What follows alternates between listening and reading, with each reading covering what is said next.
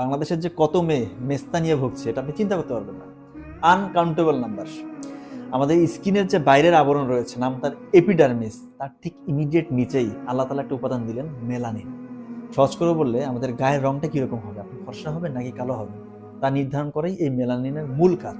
এছাড়াও আরেকটা কাজ আছে, এই যে সূর্যের আল্ট্রাভায়োলেট রশ্মি, যেটা আমাদের স্কিনের ড্যামেজ, ক্যান্সার, নানাবিধ ক্ষতি করতে সক্ষম, তার হাত থেকে রক্ষা করাও এই মেলানিনের অন্যতম একটি কাজ।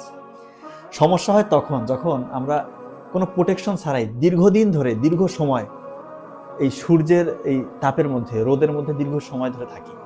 কোনো রকমের আমরা দেখা যায় যে পর্দা ব্যবহার করি না, স্পেশালি মেয়েদের কথা বলছি।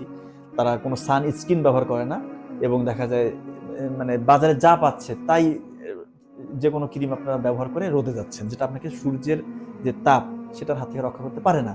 ফলে কি হয়, আমাদের যে মেলানিন যেটা আপনাকে প্রোটেকশন দিবে সূর্যের হাত থেকে, এটা বেশি বেশি তৈরি হওয়া শুরু হয়, কারণ ওর কাজই হচ্ছে আপনাকে সূর্যের হাত থেকে রক্ষা করবে।